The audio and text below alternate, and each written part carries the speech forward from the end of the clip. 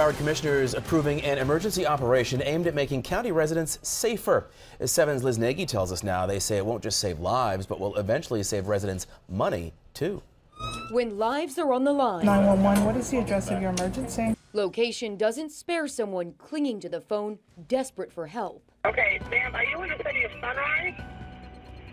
You know where I'm at. I'm giving you the addresses. And because so many cries for help come through a cell phone, emergency calls in Broward County register to the closest cell tower, not dispatch center. After you've given all your information about why it's so urgent, or your daughter's hurt, or somebody's drowning, and they realize they can't send help, they have to transfer your call to another place, and it starts all over again.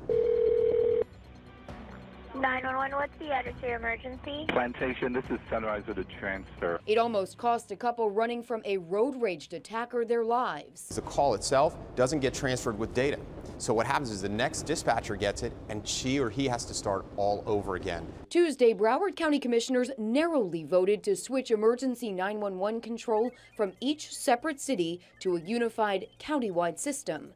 The goal is to eliminate that dangerous, time-consuming process of transferring 911 calls. Instead of 11 different 911 dispatch centers like this one, they'll have just 3 more central locations. It's an emergency changeover that will cost Broward County $43 million. A little less than half of that, $20.3 million, will come from an increase to property taxes, an average of 21 extra bucks per home. There is going to be a savings to the cities because the county's now picking up their costs.